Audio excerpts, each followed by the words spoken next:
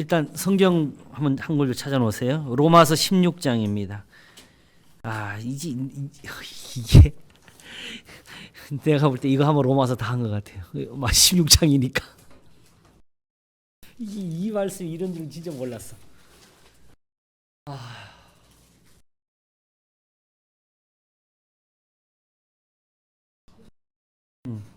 자, 그럼 이제 시작할까요?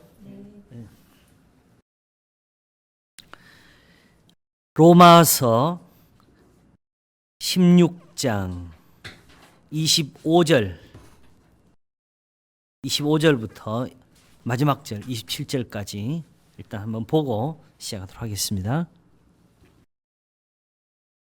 나의 복음과 예수 그리스도를 전파함은 영세 전부터 감추었다가 이제는 나타내신 바 되었으며 영원하신 하나님의 명을 조차 선지자들의 글로 말미암아 모든 민족으로 믿어 순종케 하시려고 알게 하신 바 그 비밀의 계시를 조차 된 것이니 이 복음으로 너희를 능히 견고케 하실 지혜로우신 하나님께 예수 그리스도로 말미암아 영광이 세세 무궁토록 있을지어다.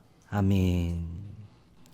로마서 16장 25절에서 27절까지 봉독했습니다. 25절과 26절이 사실은 의도하지 않게 접하게 된 부분이고요. 당연히 이제 마지막 서신을 끝낼 때는 소위 말하는 우리 입장에서 그냥 인사한다 이렇게 생각했던 것이 의외로 로마서 1장 1, 2절과 바로 연결이 되네요.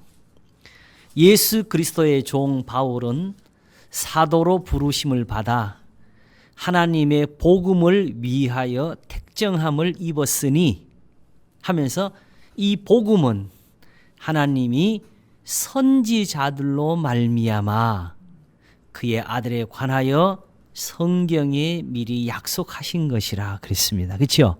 근데 그 부분이 바로 지금 이 마치는 2절에 그대로 나오잖아요. 나의 복음과 예수 그리스도를 전파함은 영세 전부터 감추었다가 이제는 나타내신 바 되었으며 영원하신 하나님의 명을 조차 선지자들의 글로 말미암아. 같은 표현이 나오지, 그죠? 결국 바울이 로마서 전체에 맥을 이렇게 연결하고 있다는 걸 볼 수 있어요. 모든 민족으로 믿어 순종케 하시려고 알게 하신 바 그 비밀의 계시를 조차 된 것이니 이렇게 있잖아요, 그죠? 이렇게 되면 여기서 풀 게 굉장히 나오는데 사실 오늘 주제는 요 다음 말씀에 있어요. 원래 이게 요 본문을 볼 때 제가 그것 때문에 보게 된 것인데 보다 보니까 여기에 엄청난 것이 이렇게 숨어 있었구나 하는 것을 보게 됐습니다. 이 부분은 우리가 다시 한번 좀 자세하게 한번 다루면은 로마서를 전체적으로 한번 짚을 때 굉장히 도움이 될 것 같아요. 왜냐하게 되면 여기도 사실은 그냥 지나갈 수는 없는 말들이 많이 있는데 비밀의 계시라는 이 미지수가 하나 들어 있어요. 그렇죠? 그리고 이 복음으로 할 때 여전히 우리는 아직도 복음에 대한 어떤 그 합의를 만들어낼 이유가 있어요. 그냥 우리가 생각하는 대로 가면 안 돼요. 그리고 영세 전부터 감추었다라는 부분도 이게 무슨 의미로 썼는지를 풀어야 되고 그 다음에 그것을 영원하신 하나님의 명을 조차라고 요 표현을 쓰게 된 이유도 찾아야 돼요. 이제는 이런 것들이 다 거기에 이유를 가지고 있다는 것을 이제 좀 많이 이제 알게 됐어요.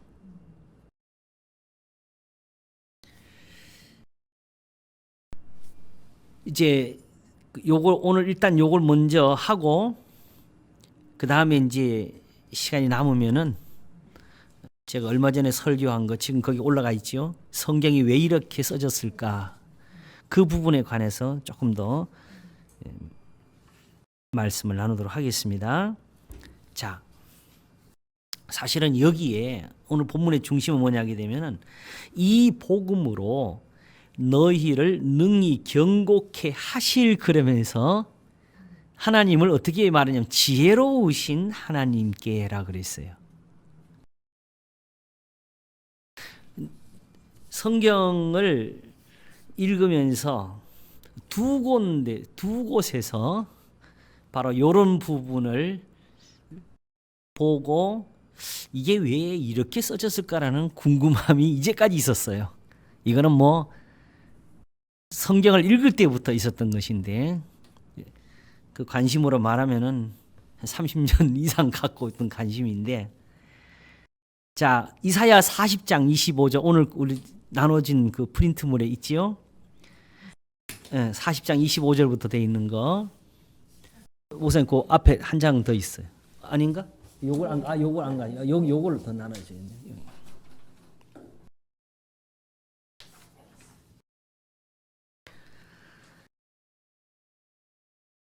요것도 이제 일단 설교는 한번 나갔습니다. 근데 이제 사실 설교 시간에 하기는 좀 짧아요. 거룩하신 자가 가라사대 그런즉 너희가 나를 누구에게 비기며 나로 그와 동등이 되게 하겠느냐 하시느니라. 너희는 눈을 높이 들어 누가 이 모든 것을 창조하였나 보라. 주께서는 수요대로 만상을 이끌어내시고 각각 그 이름을 부르시나니 그의 권세가 크고 그의 능력이 강함으로 하나도 빠짐이 없느니라. 자, 지금 전체적으로 하나님의 어떤 그 능력에 관한 그런 흐름이 가고 있죠. 그렇죠? 야곱아 내가 어찌하여 말하며 이스라엘아 내가 어찌하여 이르기를 내 사정은 여호와께 숨겨졌으며 원통한 것은 내 하나님에게서 수리하심을 받지 못한다 하느냐. 너는 알지 못하느냐 듣지 못하였느냐. 영원하신 하나님 여호와 땅 끝까지 창조하신 자는 피곤치 아니하시며 곤비치 아니하시며 하는데, 정말 제 개인적인 경험으로는 이사야의 이 부분을 읽을 때만큼 힘이 날 때가 없어요. 진짜 힘이 막 말씀만 가지고도 힘이 솟아나고 강조가 들어갈 수밖에 없는 구절인데, 딱 여기서 잠깐의 어떤 그 흐름이 끊기는 그런 느낌을 받았어요. 바로 바다에 뭐가 나왔냐면 명철이 한이 없으시며. 이게 여기에 무슨 상관이 있을까? 자, 요걸 빼고 보게 되면은 피곤치 아니하시며 곤비치 아니하시며 피곤한 자에게는 능력을 주시며 무능한 자에게는 힘을 더하시나니 얼마나 미끄럽습니까? 그렇죠? 오히려 이렇게 갈 수 있는 그 흐름을 명철이 한이 없으시면은, 물론 하나님은 지혜로우시다 뭐 이런 우리가 그 신앙의 고백으로서 어떤 영광을 돌리는 그런 의미에서 말을 얼마든지 할 수 있죠. 이게 단순히 그냥 하나님 듣기 좋은 소리만 모아서 하게 하는 그런 장소는 아닌 것 같아요. 그렇죠? 지금 분명히 이스라엘에게 전능하신 하나님께 대한 깨우침을 주기 위한 것이거든요. 그래서 소년이라도 피곤하며 곤비하며 장장이라도 넘어지며 자빠지되 오직 여호와를 앙망하는 자는 새 힘을 얻으리니, 이거 지금 말하고자 하는 거잖아요. 독수리의 날개치며 올라간 같을 것이요 다른 박질하여도 곤비치 아니하겠고 걸어가도 피곤치 아니하리로다. 왜 이 말씀에 이렇게 제가 좀 꽂혀 있었냐 하게 되면 이런 말씀이 또 있어요. 바로 빌립보서 그 밑에 나와 있죠. 4장 6절과 7절을 보겠습니다. 아무것도 염려하지 말고 오직 모든 일에 기도와 간구로 너희 구할 것을 감사함으로 하나님께 아뢰라. 그리하면 모든 지각에 뛰어난 하나님의 평강이, 이렇게 표현을 했어요.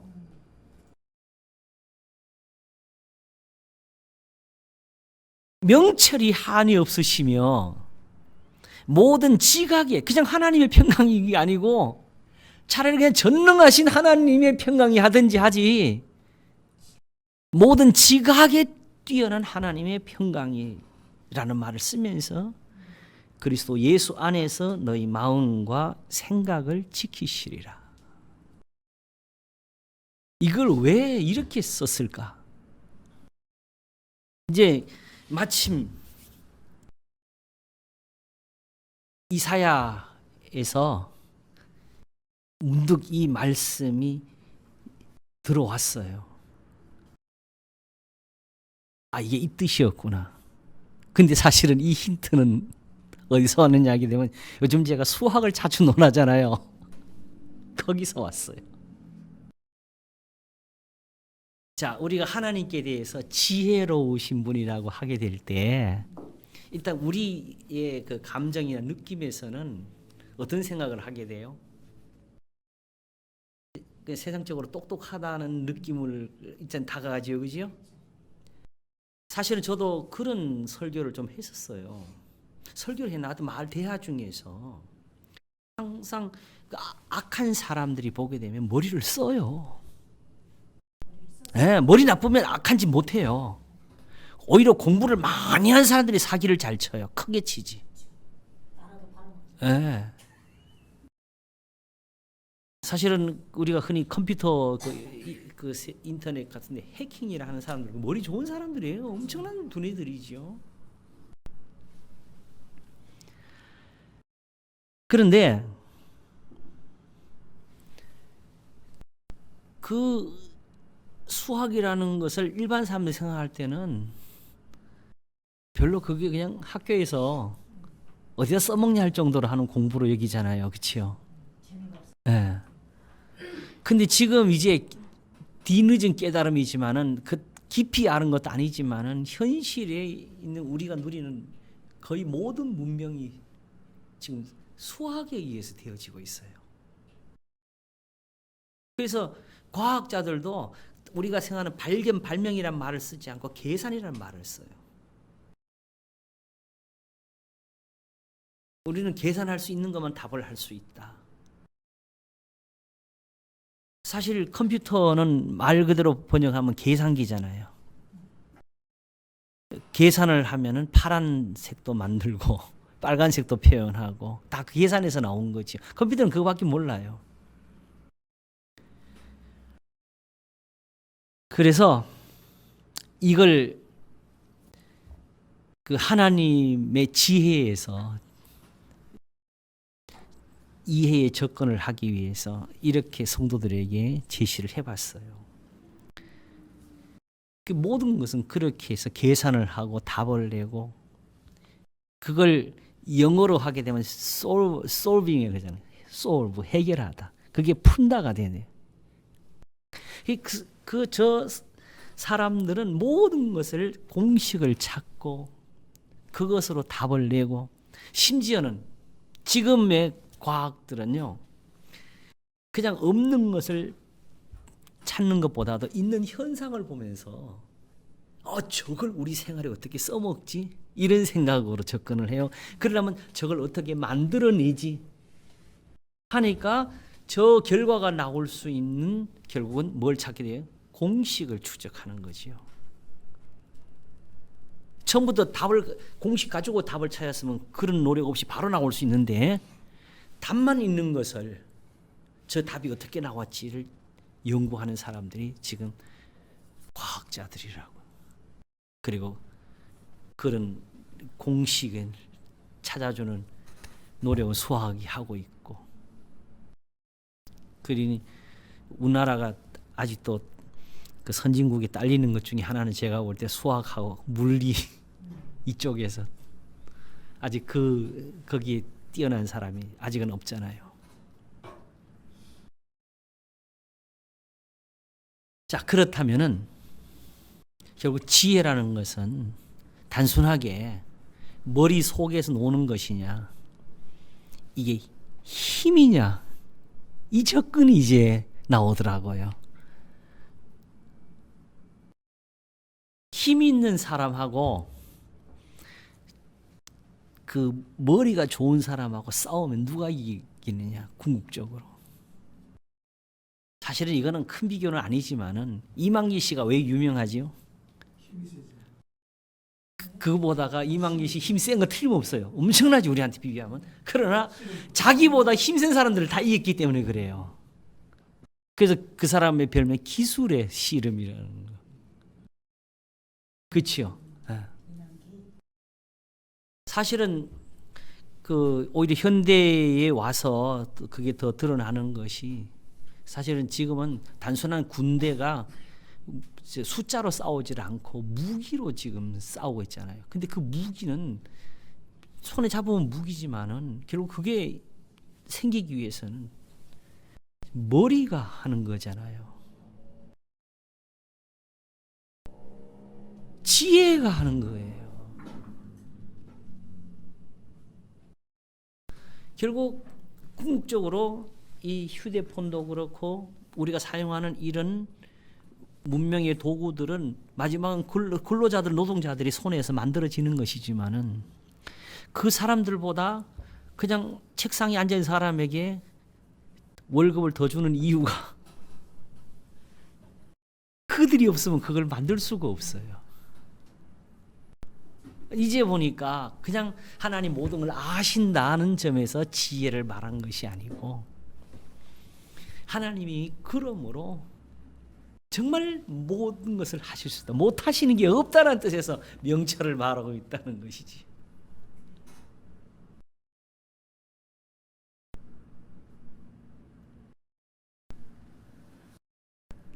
그러니까 이 때에 선지자나 그래도 그 이스라엘에서 경건한 사람들은 이 대화가 통했다는 거잖아요. 따져놓고 보게 되면은 오늘 본문에서는 이 복음으로 이라 그랬어요. 바울이 이 표현을 1장에서 뭐라 그랬죠? 내가 복음을 부끄러워하지 아니하노니 이 복음은 모든 믿는 자에게 구원을 주시는 하나님의 능력이 됨이라 그랬어요. 그러나 그냥 우리가 믿으니까 할렐루야 아멘 하고 받지만은 실제로 말씀을 세상에 보여줬을 때 그걸 보면서 거기 능력을 느낄 수 있는 사람 누가 있어요? 능력을 막 정말 구하면서 주의하고 엎드러지고 자빠지고 다 해도 예수님의 말씀을 보면서 그걸 붙잡고 사는 사람들은 많지가 못해요. 즉 저걸로 뭐 하겠냐는 거지요. 빌립보서 1장을 보게 되면은 너희를 가보나 떠나 있으나 내가 그리스도 복음에 합당하게 생활하는 거 그걸 보고자 함이라 그랬잖아요. 이것이 저에게는 멸망의 빈곤이 너희에게는 구원의 빈곤이 이는 하나님께로부터 난 것이니라. 그런데 이 복음을 사도 바울은 오직 그리스도의 말씀에 따라서 사는 생활로 말한 거거든요.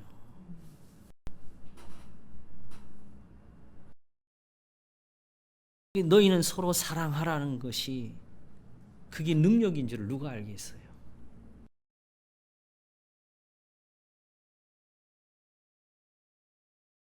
근데 우리는 능력이라도 내가 또 받아야 능력이 될 줄 알잖아요. 사실은 여기에 더한 게 있어요. 비밀이. 지금 여기서는 지금 유대인들 정도의 수준에서는요. 죽은 자를 살리는 것도 이 사람들한테는 별거 아니에요.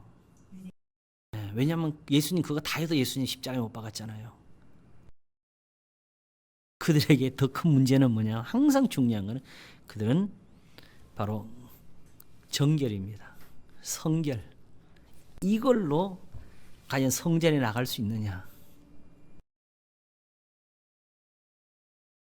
그 기적이 아무리 있어도 너 무할례자가 어떻게 성전에 나가며 안식일을 범하는 사람이 어떻게 하나님께 제사를 드릴 수가 있느냐?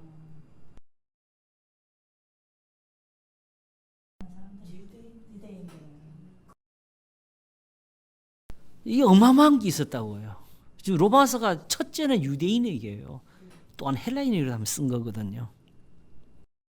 그래서 지난번 로마서 8장을 우리가 말하게 될 때 율법이 육신으로 말미암아 연약하여 할 수 없는 그것을 할 때 그 육신의 문제는 거기서 할례와 같은 의식의 문제였다 그랬잖아요. 본질적으로 영으로 섬기는 것, 하나님의 말씀과 계명의 교훈을 따라 사는 삶을 빼고 오직 제사와 예물만 가지고 할례만 가지고 안식일만 가지고 섬기니까 율법이 못 되더라는 거지요.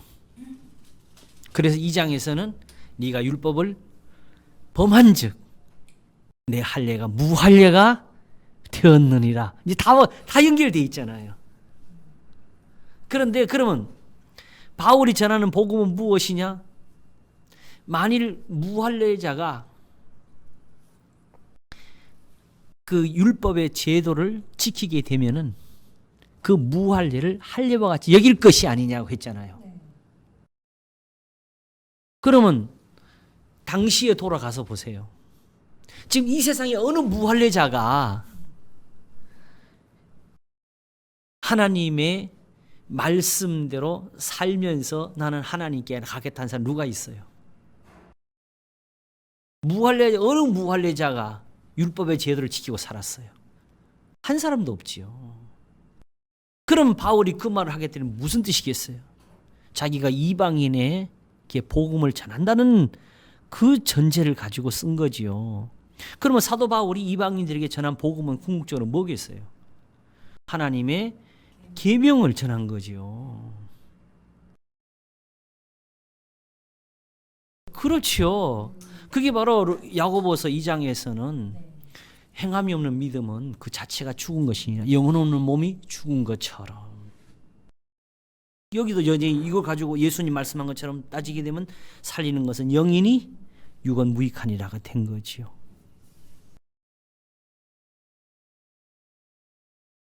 그래서 죄 있는 육신의 모양은 할례자였습니다. 왜냐하면 행함이 없는 할례자. 그런데 그 똑같은 할례를 가지고 예수님은 오히려 죽은 자 가운데서 살아나셨다는 거지요. 뭘로? 영으로는 살리심을 받았으니 육으로는 죄인과 같이 죽임을 당하셨지만 영으로는 살리심 받으셨으니 그게 바로 베드로전서 2장 가게 되면은 우리에게 본으로 주신 거.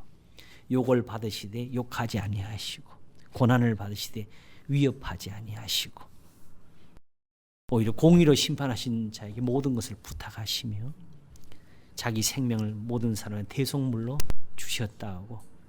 근데 이걸 우리한테는 본이라 그랬어요. 왜냐하게 되면 지금 베드로전서는 환난 중에 있는 성도들에게 쓴 거거든요. 그래서 억울하게 매를 맞아도 하나님을 생각함으로 참으면 이런 아름다운 하면서 그걸 쓴 거였거든요. 그래서 제가 그 베드로전서에서 얻어낸 지혜는 뭐냐게 되면은 사실은 고난은 거기서 크게 두 가지로 나눠져요. 하나는 하나님의 뜻대로 받는 고난이 있고 하나는 죄를 지어서 받는 고난이 있어요. 그러면 하나님의 뜻대로 고난을 받는 사람들은 어떻게 하느냐? 이것이 4장을 하게 되면은 자기 영혼을 미쁘신 조물주께 부탁할지어다. 로 답이 나와요. 그러면 죄가 있어서 매를 맞는 사람은 어떻게 되느냐? 죄가 있어서 매를 맞아도 하나님을 생각하면서 이제는 죄에서 떠나자 하면은 실질적으로는 고난은 더해집니다. 사실 그 순간은. 그러나 그것이 주를 위한 고난으로 바뀝니다. 우리 흔히 헌신자들이 막 세상에 나가서 핍박을 받고 고난받는 그 고난을 이야기한 게 아니었어요. 무엇이든지 고난이 있을 때 예수님처럼 참고 예수님처럼 욕하지 않고 하는 그것을 가리켜서 주를 위해서 받는 고난이다. 그러니까 굳이 죄가 있느냐? 이거 무슨 죄로 고난을 받지? 이런 걸 따져서 그렇게 풀어내는 것이 아니고 아무 고난이든지 좀 웃기는 말로 묻지도 따지지도 말고 항상 마치 그냥 내가 의인인 것처럼 요셉인 것처럼 야곱인 것처럼 그냥 그 순간을 그렇게 살면은 그게 바로 주를 위한 고난입니다. 이것이 시편에서 우리가 주를 위해 매일 주를 위해 죽임을 당케 되며 토살을 할 양같이 여김을 받았나이다 같다는 것이 되는 거지요. 이때 로마서 8장에서 누가 우리를 그리스도의 사랑에서 끊으리요 하는 것 같은 것이죠. 환난이나 공고나 적신이나 위험이나 칼이랴. 이 부분을 조금 더 이해하기 위해서 데살로니가 전서 5장 성경이 왜 이렇게 써져서 가는 부분을 우리가 다시 한번 살펴보겠습니다. 5장 16절부터 보게 되면은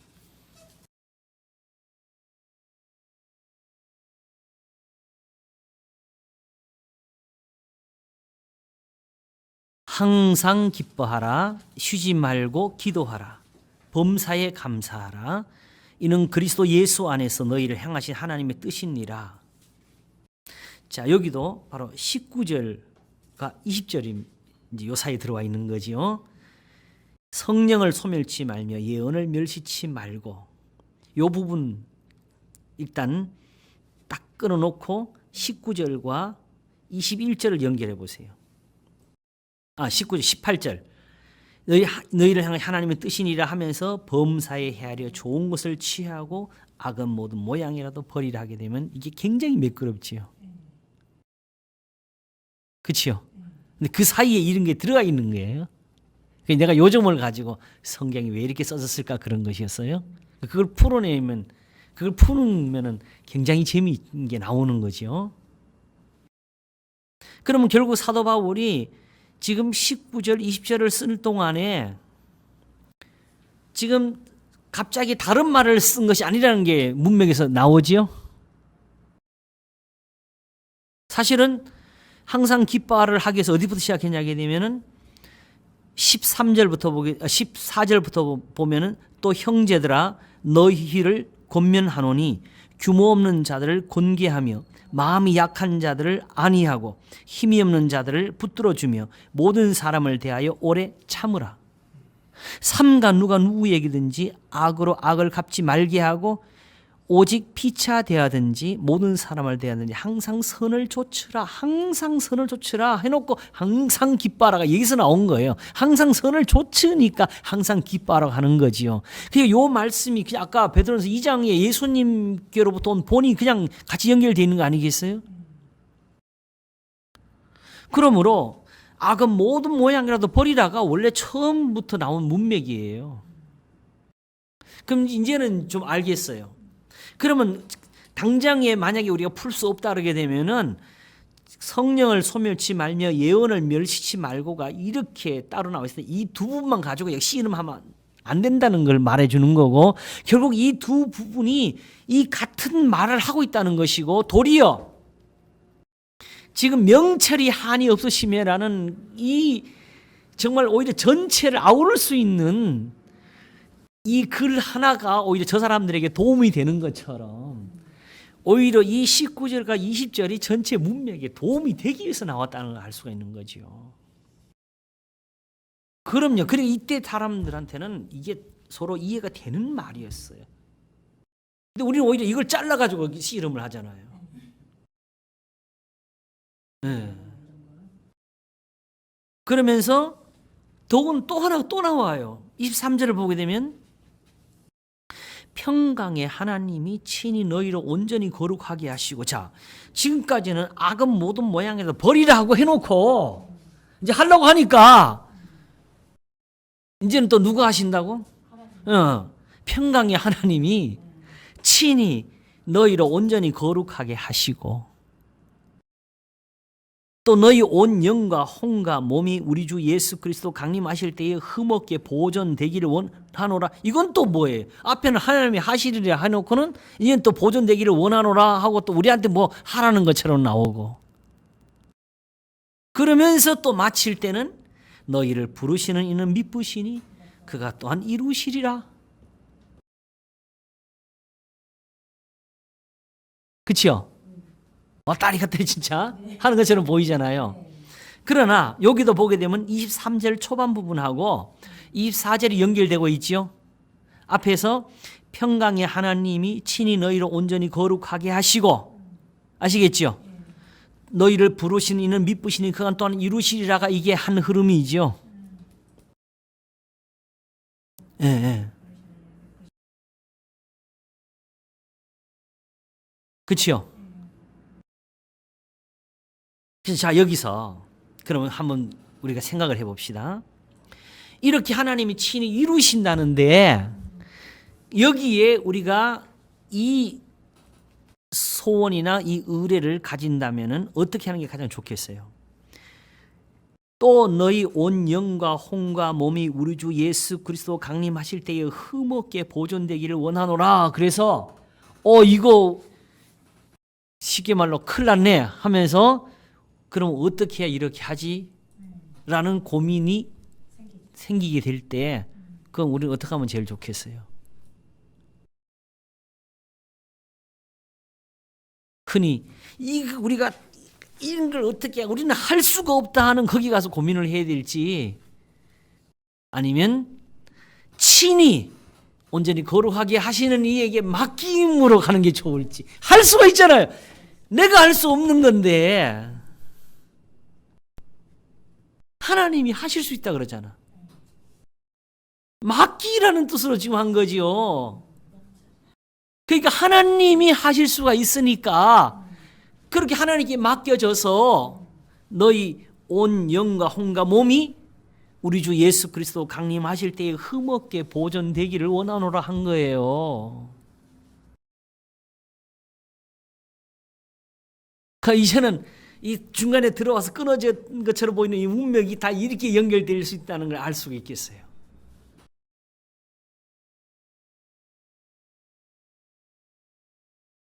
그러면 왜 갑자기 이 말을 여기 쓰게 되었느냐? 오늘 오면서 요거는 어떤 한 정리가 나왔는데 그 전에 고린도 전서를 보면서요, 항상 그 문맥적으로 궁금했던 부분이 있는데 이거 잠깐만 적으시고 고린도전서 10장을 한번 보세요.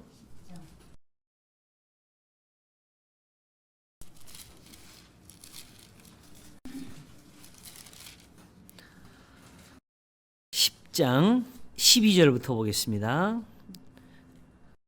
그런즉 선줄로 생각하는 자는 넘어질까 조심하라. 사람이 감당할 시험 밖에는 너희에게 당한 것이 없나니 오직 하나님은 미쁘사 너희가 감당치 못할 시험 당함을 허락지 아니하시고 시험 당할 즈음에 또한 피할 길을 내사 너희를 능히 감당하게 하시느니라.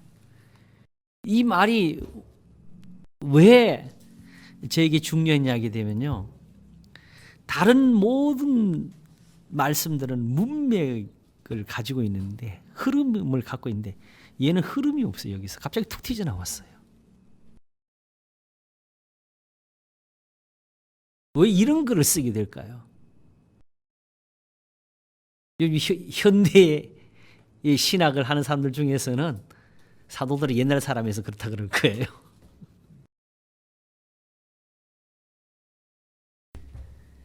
자, 일반적으로는 다 글의 문맥이 있습니다. 근데 그런 문맥이 없이 하나가 툭 튀어나온 것처럼 보여요. 자, 그런 글을 쓸 수가 있겠어요? 항상 모든 글, 언어는 유가 중심입니다. 전하는 거기 때문에 그 사람이 알아듣지 못하는 말은 낼 수가 없습니다. 그렇다면은 갑자기 툭 튀져 나오는 그 말은 결국은 어떤 면에서 보게 되면은 듣는 사람들이 가장 그 뜻을 잘 알고 있다는 거지요. 그리고 그걸 기다리고 있었다는 거예요. 그러니까 이런 식의 그 던져지는 글은 사실은 그 전체 흐름의 가장 본질입니다. 그 사람들이 기다리고 있는 말을 지금까지 이런 흐름을 쫓아서 제자리에서 답을 주고 있는 경우지요.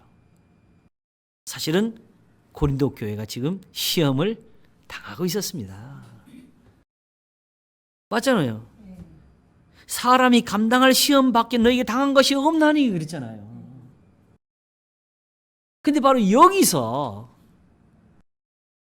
이들이 함께 흔들리는 거예요. 우리는 지금 바울에게 받은 것대로 예수님 믿고 우리는 그렇게 하나님이 한 분이신 줄 알고 이제 우상을 버리고 하나님께 돌아와 사는데 왜 우리한테 이런 시련이 생기느냐 하니까 이 틈을 타가지고 바울이 말하는 대로 거짓 그리스도가 들어오고 다른 영이 들어오면서 저 바울은 말은 좋은데 얘기하면서 이간질을 시키는 현상이 나타나고 되고 그게 고린도 후서까지 쓰게 되는 이유가 되는 거지요. 그런데 결국 그 원인은 자기들에게 뭐가 있다는 거예요? 환란이 있다는 거예요. 그래서 고린도 후서도 결국 1장에서 뭘 써요? 너희에게 당한 환란. 그렇죠? 근데 그래서 자기가 오히려 살 소망까지 끊어지는 환란 속에서 살았다고 하나님 건져내셨다는 말로 시작하는 거잖아요. 그렇죠? 그러므로 오히려 그들이 환란의 원인을 지금 밝히는 거지요. 네. 예. 결국은 고린도 전서가 1장, 2장을 오면서 중심으로 던진 말은 예수 그리스도의 십자가에 못 박힌 거 외에는 도무지 아무것도 알지 않기로 작정을 했다는 거였어요. 그러놓고는 15장 부활 나올 때까지 십자가가 사실상 한마디도 안 나와요. 엄밀히 따지면 요즘 교회들로 보게 되면은 별로 설교할 것이 없는 자료들, 그냥 교인들의 삶에 대해서는 지적을 하고 잘못된 건 지적하고 또 이런 걸 설교할 때는 구체적으로 교인들의 삶이라도 이런 것이 나와 있어가지고 당신들은 왜 이렇게 하냐고 이게 성경이 이렇게 해야 될 이런 구체적인 부분 오히려 사람들이 지적이 돼 있거든요. 그러면 왜 바울은 십자가라는 말을 써놓고는 이렇게 썼느냐 이거죠. 결국 십자가였어요 이게. 이게 바로 십자가의 복음을 거스리는 삶이었어요. 그리고 고난은 거기서 왔어요.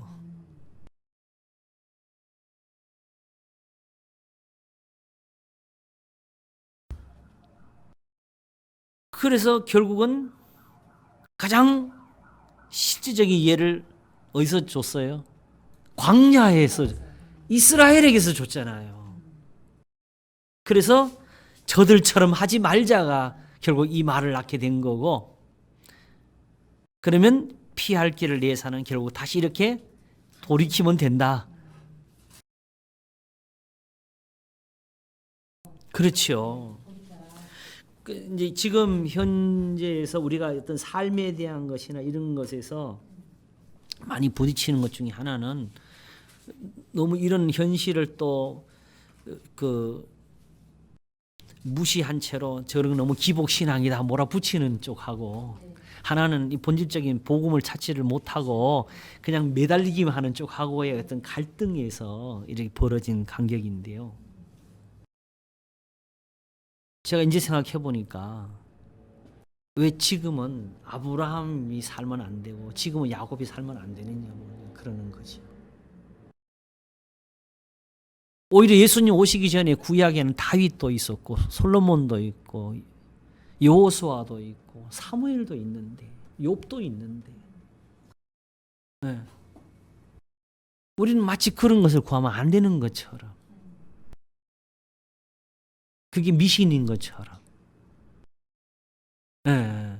그러니까 그게 그 양쪽이 다 잘못하고 있었던 것이죠.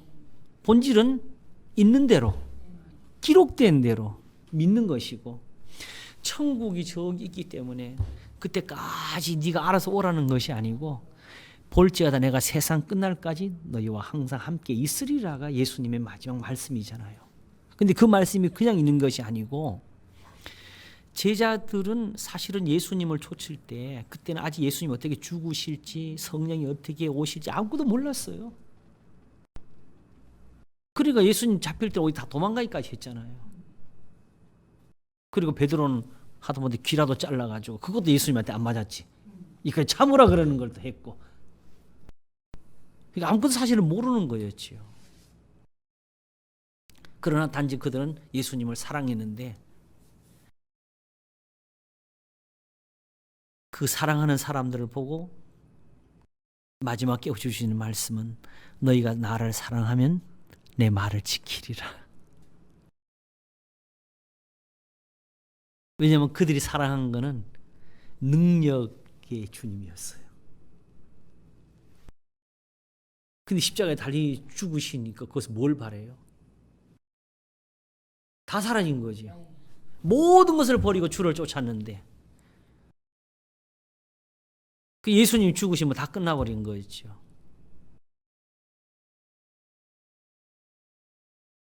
그런데 바로 예수님은 그들이 예수님을 어떻게 사랑하는지를 아셨어요. 근데 그게 잘못됐다는 게 아니고, 너희들이 나한테 지금 능력을 얻고 싶고, 나의 사랑을 받고 싶고, 나의 보호를 받고 싶지? 내가 죽으면 안 될 것 같지? 내가 가는 게 너에게 더 유익하다. 지금보다 더 좋다. 내가 하는 일을 저도 할 것이요, 이보다 큰 것도 하리니 내가 아버지께로 감이니라. 이제는 나한테 있든지 없든지 이걸 다 말을 해야 되겠어요. 그 말을 하시게 된 이유가 뭐겠어요? 바로 제자들이 예수님을 쫓는 이유를 아시고, 거기서 두려워하고 걱정하니까 너희는 마음에 근심하지 말라부터 시작해가지고 한 거잖아요. 그래서 내가 세상 끝날까지 너희와 항상 함께 있으리 하셨을 때, 제자들은 그걸 정말 알아들었다면은, 그러면 지금 예수님이 떠나 계셔도 어떤 식으로 계실 거라는 걸 이해했겠어요? 지금 세상에 자기들 같이 계실 때처럼 마지막까지 계실 거라는 거죠. 그렇게. 그러니까 그걸 그들은 받고 깨달았고 경험을 했으니까 그대로 성경을 적은 거죠.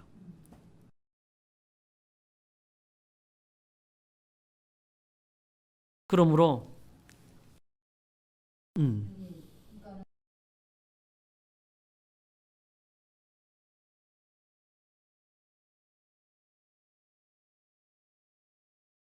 음. 피할 길을 지금 내고 있는 거 아니에요? 그게 피할 거. 고린도서가 바로 피할 길이죠. 그렇죠. 그러니까 이대로만 되면 안전하다. 안전해요. 아, 이 교훈이 우상 숭배하지 말라, 뭐 하지 말라, 이게 다 지금 안전한 안전한 거지요. 여기서 지금.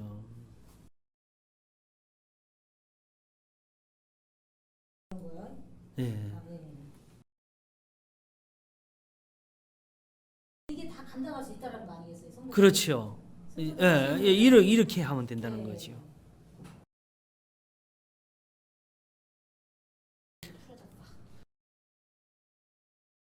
자, 그러면 지금 바로 아까 그 말하게 된 이유는 바로 갑자기 툭 던져지는 그 부분이 어떻게 던져지게 된 이유를 지금 제가 설명을 드리는 거지요. 그러면 지금 대성과 전서 같은 경우에 이런 식으로 던져지는 요 문맥들, 네, 19절 20절. 사실은 자, 그리스도인들은 그러면 본질적으로 그리스도 예수 안에서 너희 하나님의 뜻이라는 것을 알 때에는 이 사도가 말씀한 것처럼 이 삶을 살 거라고요. 그렇죠? 그리고 이제 보면은 예수님의 그 산상수훈 같은 그런 말씀을 듣고 예수님을 죽일 생각을 하게 될까요? 없잖아요. 근데 죽였잖아. 예수님이 그들한테 욕을 했나요? 안 했잖아요. 근데 오직 예수님을 죽인 이유, 너희는 서로 사랑하라. 이게 율법이. 예. 그 사람들 율법과 생명. 그러니까 이 사람들은 지금 그리스도인들이 악의 모든 모양이라도 버리고 살아도 이 사람들이 참을 수 없는 게 있어요. 그냥 이대로 지네끼리 살면 되는데 아브라함이 하나님을 건드려. 우리 아버지라고. 이렇게만 사는. 예, 예. 감히 우리 하나님. 예, 자기들의 그 성전 이걸 아주 그냥 무시해. 그들의 율법을 부정한 것으로 만들어. 자기 몸이. 예. 그러니까 쉽게 말하면 이들 눈에는 얘들은 할례도 없고 얘들은 의식도 없고 성전도 없고 제사도 없이 하면서 하나님께로 간다는 말이에요. 이 유대인들한테는 이런 신성 모독이 없어요. 핍박을 받았네. 그럼요.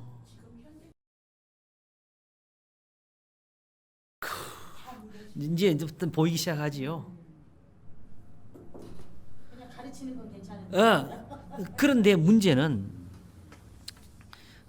데살로니가도 알지만 그 유대인들의 핍박이 장난이 아니었잖아요. 3주 만에 쫓겨났잖아요. 그렇죠? 그런 장소에서 또 여기도 여전히 데살로니가 전서가 가고 후서가 가야 될 정도면은 여기도 핍박도 있었고 또 나름대로 개인적으로는 이제 그 구체적으로 안 밝혔지만은 사도 바울이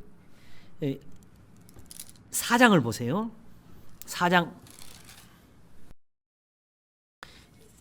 전서 데살로니가전 4장 예, 특별히 이걸 썼어요.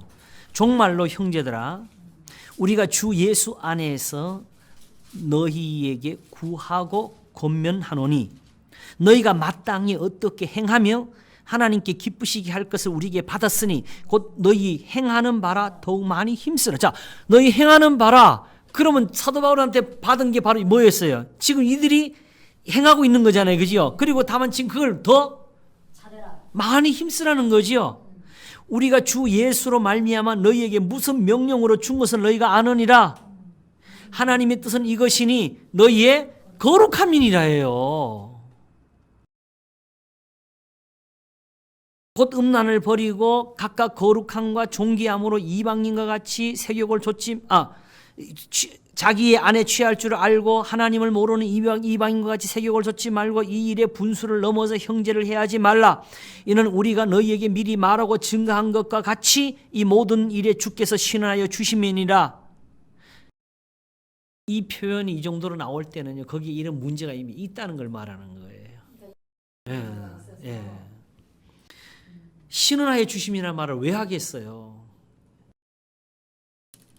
혼란이. 그러니까 자기들끼리 이미 이런 일들을 하고 있다는 걸 말하는 거죠. 그러면서 다만 교회는 나가고 예배는 드리고 이렇게 살고 있다는 이 점이죠. 거기서 하나님의 뜻을 밝혀주는 거죠. 바로 7절 하나님이 우리를 부르심은 부정케 하심이 아니요 거룩케 하심이니 그러므로 저버리는 자는 사람을 저버림이 아니요 너희에게 그의 성령을 주신 하나님을 저버림이니라. 성령 한번 받으면 그냥 못 나간다고 말을 하는데 여기는 안 그러잖아요. 우리가 가진 틀 안에서 성경을 망가뜨리면 안 돼요. 성경은 이렇게 가르치는데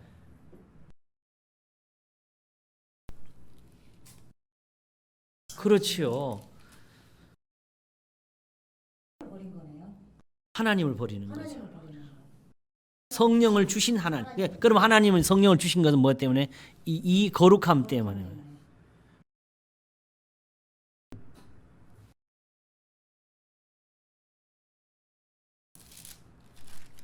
결국 데살로니가 교인들에게 또 지금 하나의 어떤 그 메시지가 모아지는 곳이 있는데 거룩입니다. 그러니까 결국 23절에 평강의 하나님이 친히 너희를 온전히 거룩하게 하시고로 맺어가는 거잖아요. 그렇죠? 바로 이때에는요, 성도들을 흔드는 가장 강력한 무리들은요, 그냥 이방인들이 아니고 유대인들이에요. 그러면 이 사람들이 이런 거룩에서 떨어지기 시작하게 되면 실현하여 주시는 하나님께로부터 오는 시련이 있게 되는 거고, 근데 그럴 때 자기들은 그걸 못 깨닫고 있으니까 자신의 신앙에 대한 의심을 하게 되고요. 거기에 유대인들은 그러니까 너희들이 지금 부정해서 그렇다 하면서 다시 할례를 받으라고 던질 수가 있는 거지요. 자, 유대인들 눈에 볼 때에 이게 뭐 이걸로 뭐가 거룩해지냐는 거예요. 오늘 보면 바로 이음은 형제의 사랑에 관한 너희에게 쓸 것이 없다고 했잖아요. 형제를 사랑하는 걸로 그게 거룩해지냐? 그걸로 천국 가냐? 그러니까 이렇게 나오는 것에 대해서 제일 걱정하는 게 사실은 신앙의 궁극, 거룩입니다. 그런데 지금 이는 그리스도 예수 안에서 너희를 향하신 하나님의 뜻이니라 했을 때에 악은 모든 모양이라도 버리라는 것은 누구의 명령입니까? 하나님의 명령이잖아요. 그렇죠? 그러면은 이제 와서 이방인들에게 혹은 그리스도인들에게 이거 하더라도 너희들도 좀 거룩해야 되니까 할례는 다 받아야 돼. 이런 식으로 하나님이 여기 덧붙였으면 또 모르겠어. 그런 것을 이제 딱 금하시면서 오히려 이걸 하나로 우리에게 믿음을 주신 거잖아요. 그러면 여기에 우리 눈으로 봐도 여기에 무슨 거룩이 있고 우리가 생각할 때 이거 이제 조금 더 생각하시 우리는 이 행실을 보면서 거룩 이런 걸 항상 풀잖아요. 근데 거룩은 본질적으로 그냥 거룩이에요.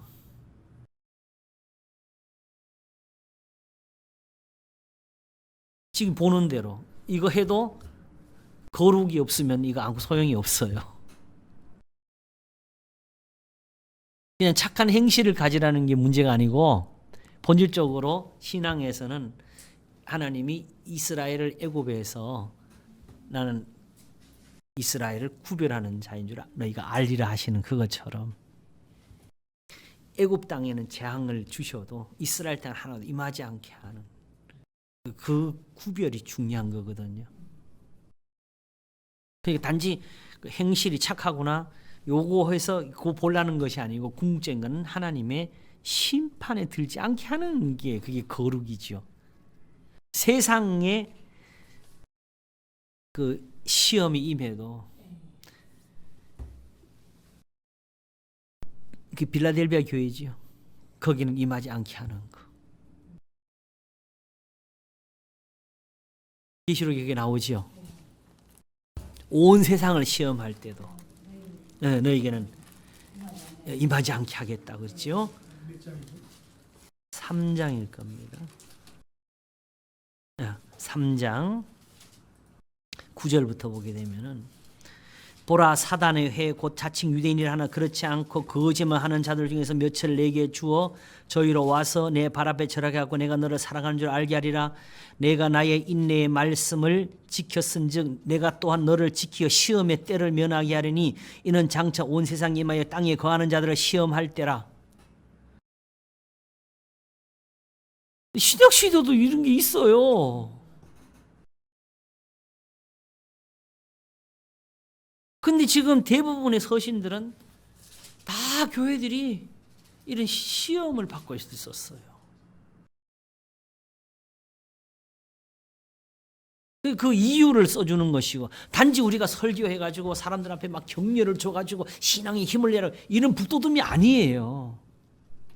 이것이 저에게는 멸망의 빈거요 너에게는 구원의 빈거니 이거 한 것이고 그리하면 모든 지각에 뛰어난 하나님의 평강이 그리스도 예수 안에서 너희 마음과 생각을 지키시리라 하고 주신 거거든요. 그래서 내게 받고 듣고 본 바를 행하라. 그리하면 평강의 하나님이 너희와 함께 계시리라를 말하고 있던 거지요. 그리고 우리가 생각할 땐 마지막 예수님 오실 때 막 그 베드로후서 3장 보면 막 체질이 뜨거운 불에 녹아지고 막 하늘이 사라지고 막 난리 나잖아요.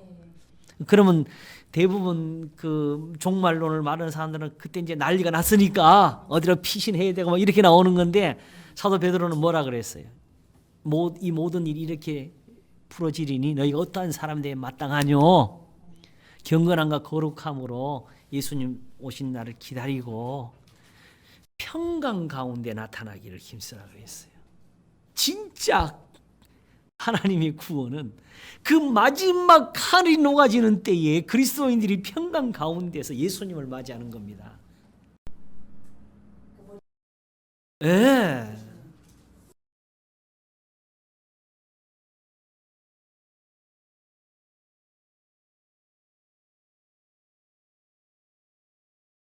그 문제는 거룩하게만 되면은 애굽에 살아도 바로에게 재앙이 내려도 우리한테는 안 내리는 거예요.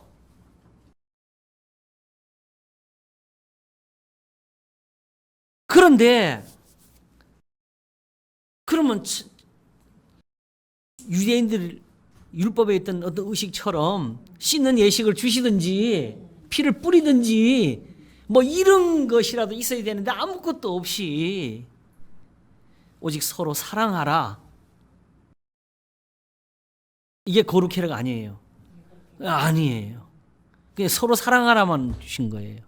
근데 그게 궁제 거룩하라가 되는 건데, 그거는 행실에 거룩하라는 뜻이고, 거룩함도 이렇게 적용하면은 여러 가지가 나와요. 하나님이 거룩하시니까 그러면 거기에 맞춰서 거기에 맞는 행실이 있다는 뜻이에요. 행실이 거룩한 자가 되라는 뜻이죠. 그러나 본질적으로 우리의 거룩은 하나님이 따로 두시는 겁니다. 이 재앙을 내릴 동안에. 그게 어디 있겠느냐? 이 말씀을 하셨으면 하나님이 이걸로 다 하시는 거지. 이 말을 하는 거예요. 네? 악은 모든 모양이라도 버리라. 오직 요 23절 말하기 전까지는 일반적으로 복음이 나갈 때는 요것까지 나가는 거거든요. 근데 거기에 의문을 제기하면서 그러면 어떻게 뭘로 거룩해지냐? 뭘로 죄를 씻냐? 이 말이 있었던 것이고요. 여기에 의문을 제기하니까 하나님이 다 하신다. 이 너희에게 이 명령을 주신 하나님이 친히 너희를 거룩하게 할 거라고. 지금 진짜 심판에 해당하는 거죠. 정말 예. 아까 애굽의 재앙 예. 예. 그거를 말하는 예. 그거는 하나님이 하신다. 하신다. 그러니까 쉽게 말하면은 거룩해져야 돼요. 그런데 그 구별에 들 수 있는 능력이나 지혜가 우리한테 없어요. 결국 하나님이 그걸 하시려고, 하나님이 우리를 거룩하게 하시려고. 그러니까 그 레위기 이쪽을 보게 되면은 하나님이 교훈을 주실 때 덧붙이는 말씀이 있죠. 나는 너희를 거룩하게 하는 여호와니라 그러잖아요. 그러니까 실제적으로 행실도 있지만은 따로 그렇지요. 말하는 거네요. 그렇죠. 그러니까 하나님이 지금 하시는 거는 어떤 선한 일을 해라, 어떤 큰 공로를 이루어라 이런 거 아니고, 오직 하나님은 목적은 우리를 거룩하게 하시는 거예요. 구원이라는 예, 구원하시려고 하니까 거룩하게 해야 되게 하는 게 하나님의 뜻이고요.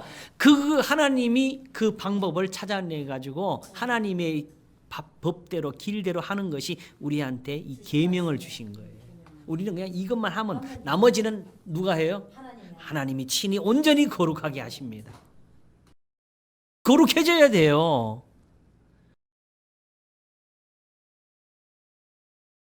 그러니까 환난의 때에 우리를 면하게 해주려고 그 하나님이 지금 사실은 이게 뭐 하는 거냐 하게 되면 엄밀히 따지면 이렇게 되는 거지. 목적 하나예요. 오직 하나예요. 내 성도, 내 자녀들을 거룩하게 해야 되겠다는 거예요. 하나님의 재앙을 받지 않도록. 따로 두시려고. 따로 두시는 거예요 지금. 따로 두시려고. 너희는 저희 중에서 나와 따로 있고 부정한 것을 만지지 말라. 내가 설교할 때 그랬어요. 그럼 요 말씀 들었어. 그럼 따로 있자. 해도 그때부터가 뭐가 문제냐? 어디로 가야 되는지 어떻게 해야 되는지가 우리한테 없잖아요. 근데 거기서 나오는 게 뭐예요?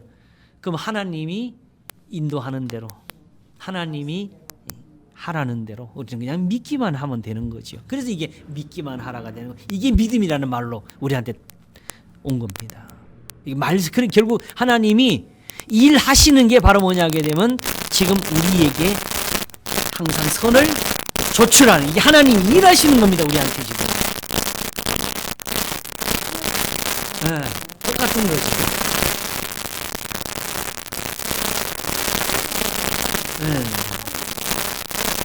그러니까 우리가 세상에서 무슨 공로를 쌓는다는 것이 거짓말이고요. 여기 있는 성경을 정말 흠없이 100% 가르쳐도요. 그걸로 구원받지 못해요. 구원은 그걸 건지더라도 그걸 할 수 있는 능력이 하나님께 있기 때문에 그게 되는 거지. 아까 유대인들의 눈에 본 것처럼 이거 다 지킨다고 야 나 이거 봐 나 성경 말씀 다 지켰어 하면서 성전에 들어가 보세요. 맞아 죽지요. 바로 그런 식으로 하다가 유대인들에게 맞아 죽는 게 아니라 하나님 앞에 진짜 막 맞은 사람이 우시아잖아요. 그러니까 우시아는 나름대로 계명을 잘 지켰고 하나님의 복도대로 살았어요. 그치요? 그러나 감히 그걸로 하나님의 성전에 갈 수 있는 게 아니었어요. 우리가 구원을 너무 쉽게 보는 거죠, 지금. 너무 쉽게 주시니까.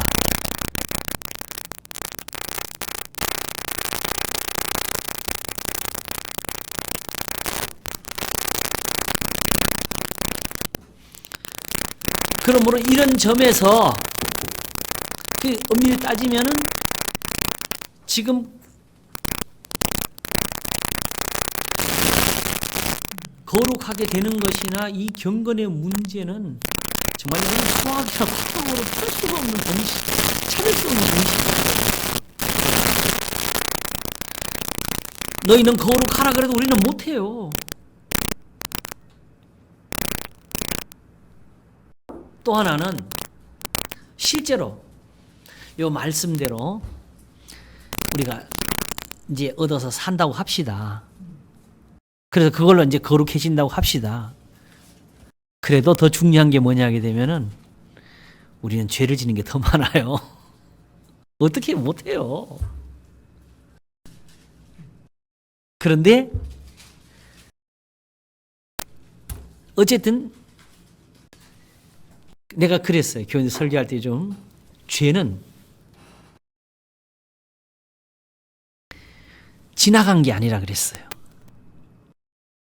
항상 죄의 문제 따지면은 지나간 거 생각하잖아요. 그죠? 내가 뭐 했고 쟤는 너 왜 그런 게 이런 거 따지잖아요. 그러나 아까 말씀드린 것처럼 죄로 인해서 고난을 받아도 주를 위한 고난으로 바뀌는 것이 지금 하나님의 말씀으로 되잖아요. 그죠? 그러면 죄는 지금 내가 지은 죄가 죄가 아니고요. 지금 짓는 게 죄예요. 지금 이 말씀대로 하지 못하는 게 죄가 되는 거예요. 그러므로 우리가 지은 죄들은 그냥 이 말씀만 의지하면은 그냥 다 씻어지는 거예요. 그것까지 다 들어가 있는 거예요. 그러니까 그게 온전히 거룩해진 거지 어떻게 우리가 다 지켜요. 그리고 원래 하나님이 계명을 주시고 교훈을 주실 때는 죄인들에게 주신 거잖아요. 이미 죄를 짓고 있는 사람들을 모든 사람이 죄를 범하였으며 하면서 내신 게 복음이지. 이제 죄를 짓지 말라 그런다고는 죄를 하나도 안 짓는 사람이 이 말 하는 거 절대 아닙니다. 오히려 그러니까 이제 죄를 짓지 말라고 하시는 거지. 죄가 있으니까 죄 씻음을 받아야 되니까. 근데 그냥 계속 죄를 짓고 있으면 안 되니까. 우리가 이렇게 해도 이제 어제 설교한 거로 돌아가게 되는데 자기 허물을 능히 깨달자 누구리로 가게 되는 거지요. 그게 제일 문제지요. 자, 그러니까 일단 여기서 나오게 요 흐름을 보게 되면은 이 전체적인 말에 대한 궁극적인 답을 준 거예요, 그죠? 그러니까 데살로니가 전서나 모든 이 서신이나 성도들에게서 관심은 뭐냐면 궁극적인 거룩이었습니다. 그러니까 결국은 행실까지도 거룩해야 된다는 것을 거룩으로 가르치고 있고, 그죠? 그러니까 성도들이 원하는 건 거룩이잖아요. 거룩이죠. 구원이요. 예, 예. 그러니까 이게 헌량의 성전에 가서 예배 드리는 그 모습에 생각하면 돼요. 근데 오히려 이제 그 사람이다 보니까 직접적인 그 느낌이나 이런 것을 갖지 못하면 항상 불안한 거죠. 의심이 오는 거고. 어떻게 예수님 말씀한, 특별히 유대인들 입장에 가보세요. 요한복음 15장에서 아버지는 농부시라 열매를 더 맺게 하려고 가지를 깨끗하게 하시면서 너희는 내가 일러준 말로 깨끗하였으니, 이 말을 할 때도 그게 듣는 사람들이 유대인들이잖아요. 제자들이 다 그 습관에서 살던 사람들을 불러가지고 구원을 시키고자 하시는 것인데 예수님께 쫓아와가지고 뭘 배웠어요? 그러니까 정말 믿음으로 딱 서가지고 이게 하나님 아버지의 뜻입니다 하는 사람이 아니면은 자기가 정말 조상들로부터 받아왔던 그 습관에서 떠난다는 것만큼 불안한 게 없는 거지요. 예수님 믿는 거는 거의 천국과 지옥을 걸고 하는 하나의 베팅 같은 거였어요. 우리는 생각할 수 없는 예, 예. 지금도 유대인이 볼 때는 기독교가 엄청나게 미운 기관이니까 그럼요. 악이고 적이고 하나님 답하고 아브라함 받았는데 할례도 안 받고 바로이 단사 개주인도 먹으면 저런 일이 하나님 한다고 생각하니까 하나님을 농간하고 있는 거예요. 그럼요. 아무도 우리를 나쁜 적으로 아마 지들 힘만 있으면 이때처럼 핍박하고 싶어 할 거예요. 그거 하고 있는 게 목사님 우리 얘기지만 공산주의 누가 만들었어요? 결국은 그 유대인이랍니다. 그래서 기독교를 다 죽이는 거죠. 무신론을 만들어가지고. 자기들만 잘 믿으면 되거든. 기독교 없애는 게 중요해요. 그런데 유대인이 죽잖아요. 이상하죠. 그러니까요. 기독교가 터지는 게 너무 싫어요. 너무 싫지요.